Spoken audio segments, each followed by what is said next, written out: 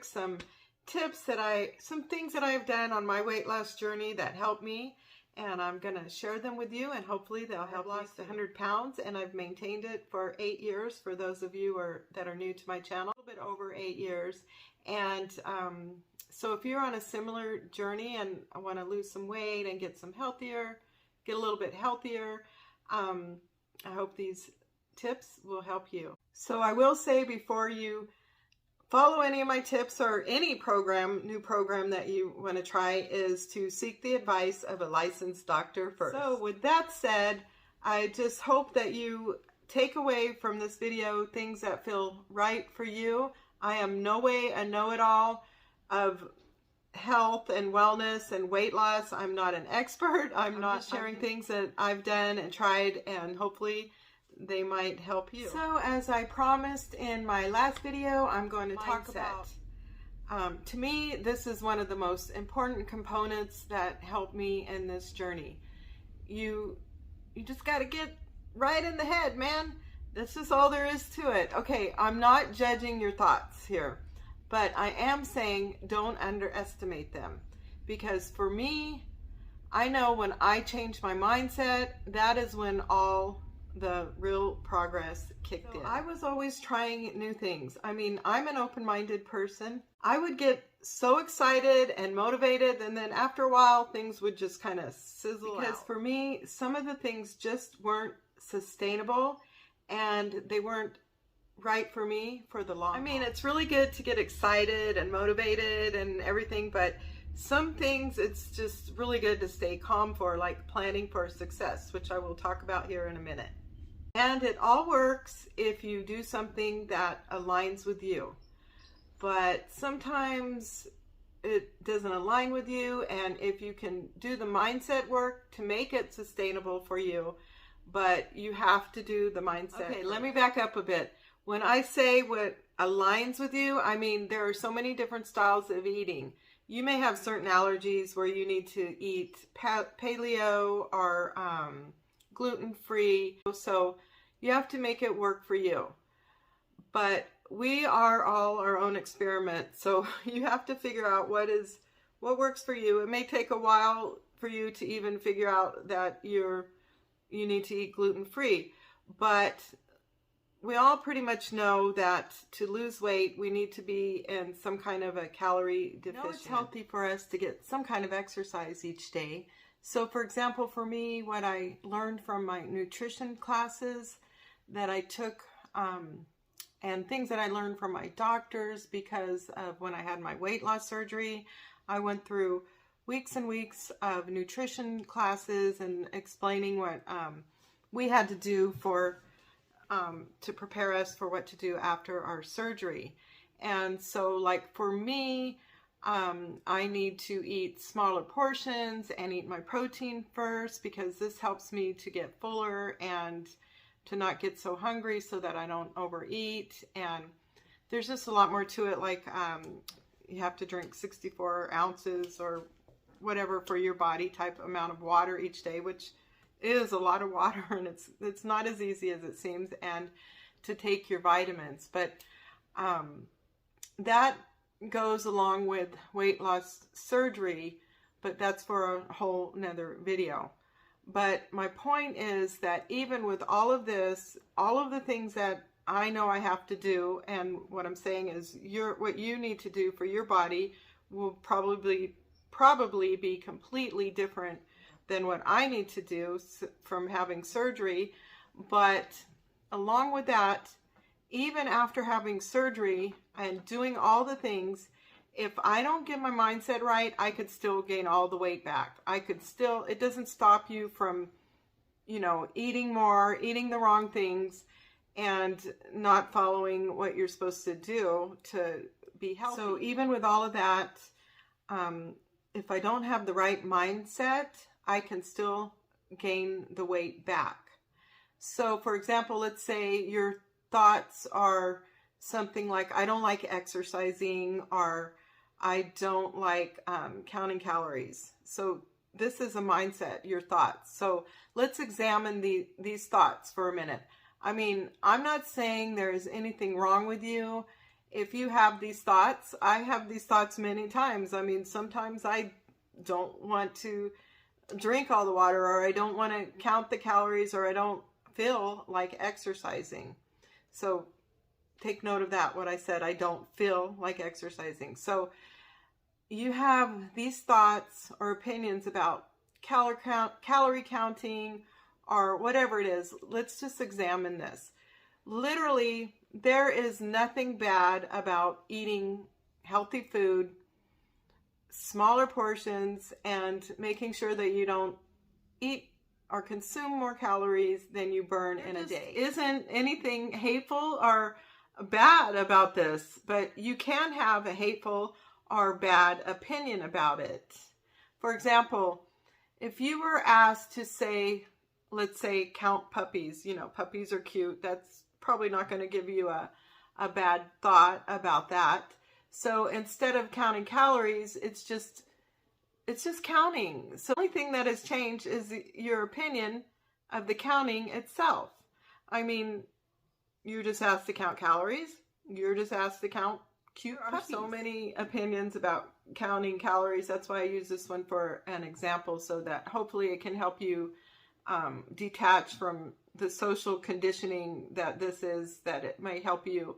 And it helps to take me personally out of the equation. You have this thought. There's not anything really wrong with the thought, but the thing is, it's not really helpful if you're trying to come up with a solution, and you could get stuck in there and it causes resistance to the solution. And that one thought, just that one thought, can help you get stuck in that mindset. And it's just a thought. You can put up so much resistance just from that thought. But what is really going on in your brain is that you don't want to feel that feeling that thought brings up. What is really going on in your brain here is that you don't want to feel the feeling that you associate with whatever it is, calorie counting or exercising. It's crazy, I know, and I hope I haven't lost you here. But this is really the deep work that will set you free. So if you are having a thought, that thought is creating a feeling, and that feeling is driving an action. That action could be something such as complaining, not exercising, or not coming up with another solution. Once I realized I was just resisting a feeling, it made all the difference in the world to me. Okay, you may ask, what feeling was I trying to resist or avoid? Well, let me tell you, you can have a lot of different thoughts about a lot of different feelings. You can have thoughts about the foods you eat.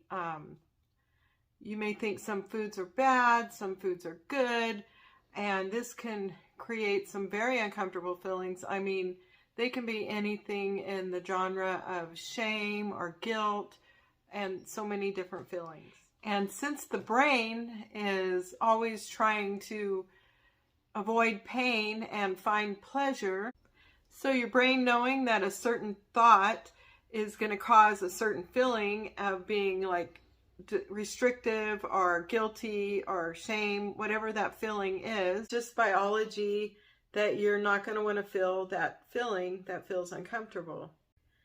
But like most things in life, going through those feelings, going through the uncomfortable feelings is what helps get you through it.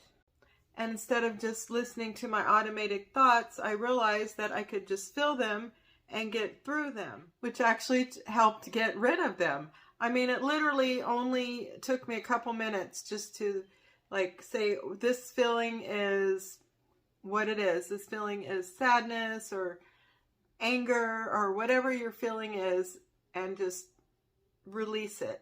And there's so many other ways that you can do this. You can journal. Some people name their feelings. You can do whatever it takes just to acknowledge them and say, like, this made me feel sad, or I was left out, or lonely, whatever the feeling may be. Instead of burying it, Don't bury your feelings with food. Some people use alcohol or drugs or whatever. It can come out in so many unhealthy ways. But if you bury your feelings, I mean, those feelings can get into your system, into your bloodstream. They can release all kinds of chemicals and sensations that I think it's called homeostasis, when immediately the hormones and chemicals are released because the body wants balance. It wants to stay the same. Your brain will dissipate the feeling if you identify your painful feeling,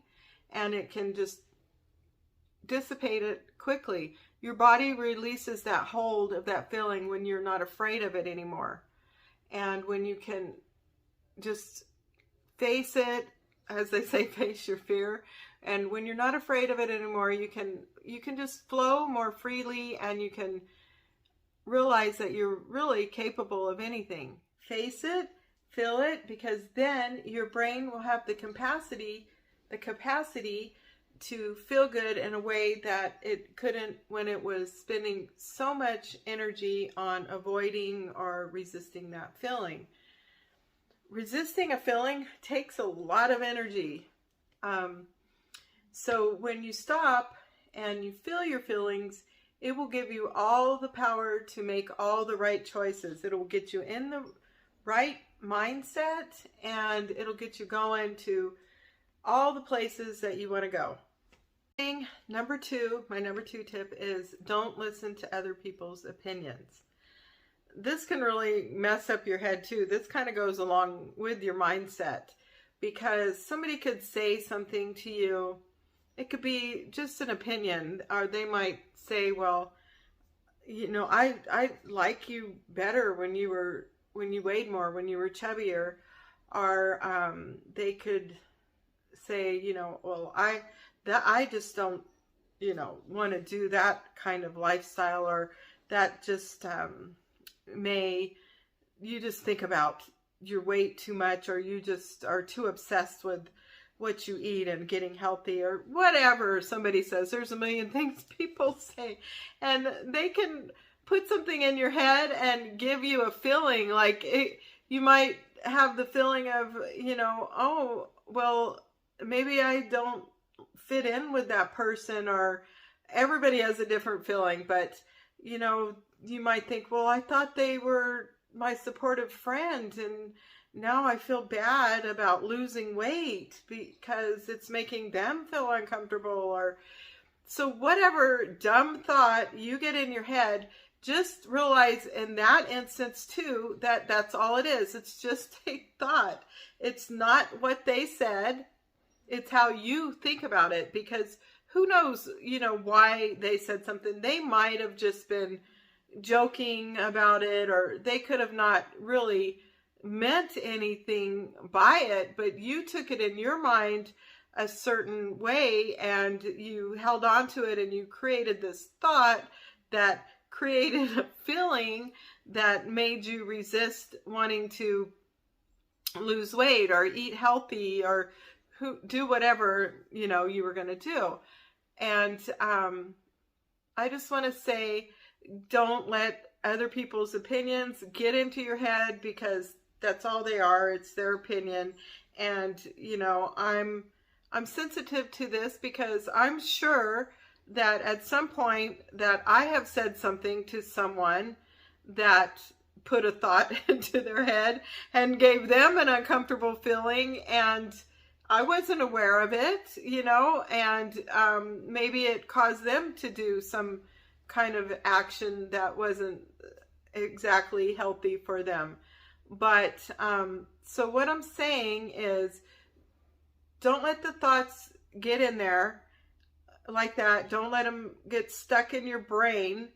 And, you know, try, you know, to be thoughtful when you say something to someone, of course, but don't, you know, hold it against them, or don't put too much into that thought that you're having, because, you know, sometimes you can hold on to a thought from way back, like when you were a young kid or something. Somebody may have said something to you, and you could even be remembering it the wrong way.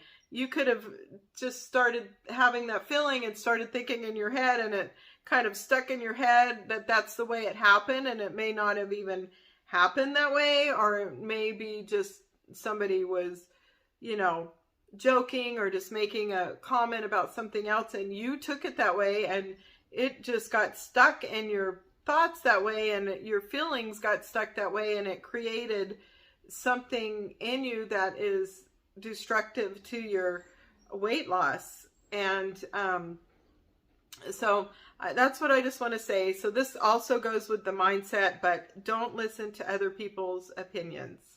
Do what is right for you. Do what's going to make you healthier, what's going to help you get to your goals. If you want to lose weight, if you want to get in more shape or healthier, do the things that are right for you. Don't listen to what they say. Okay, and number 3, what I want to say would be to set yourself up for success. What I mean by that is you can do things like plan out your meals. You can do meal prepping. You can make a, go on to MyFitnessPal, count up the calories. You could eat the same breakfast or the same lunch every day and count out your calories or macros or whatever you're into, whatever aligns with the way you're eating, but make it easy and consistent for you.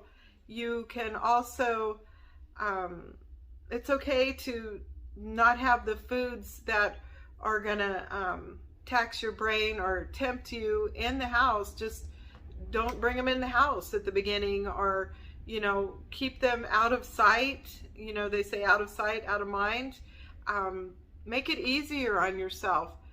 Just set yourself up for success. Like a lot of times the night before, I'll lay out my water bottles or get my vitamins laid out and just have myself ready for the next morning so that I can wake up and be successful, and it's easier for me to get on with my day.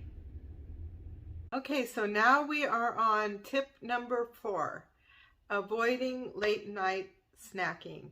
Now, I'm going to tell you this is a really good tip because this is a real thing. This is a pattern that I had fell into. I could go almost all day without eating or not eating very much, but then in the evening I would relax and I'd want to watch Netflix, want to watch a show. I'd probably get binge watching on one more episode of a show that I was watching, and then what would happen is I would start snacking, and I probably would go for things that were what they call in the weight loss surgery world as I forget what they call, but they're slider foods. That's what they're called.